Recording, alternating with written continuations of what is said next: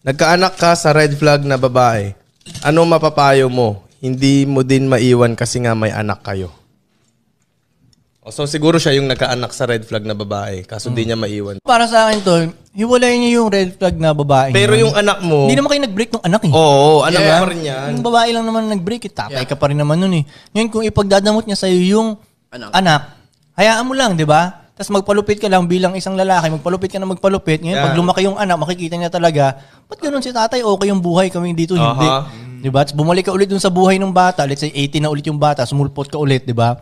Yo, lagi talaga kitang iniisip, sa totoo lang, pero ginawa ng nanay mo na ilayo ka sa akin, pero lagi kitang iniisip. Yeah. Ngayon, pag nakita ng anak mo na okay ka naman bilang tatay, nakita niya yung buhay mo at ganun, at gusto niya sumama sa'yo, good yun. Pero pag masyado na siyang na-brainwash, at hindi niya makita talaga na okay ka, well, siguro para sa akin, no, kumbaga kung ako nasa sitwasyon na yun, doon ka na nga sa nanay mo, mana ka doon, tanga-tanga ka, hindi kita. Sa tingin ko, yun ang gagawin ko sa sitwasyon na yan.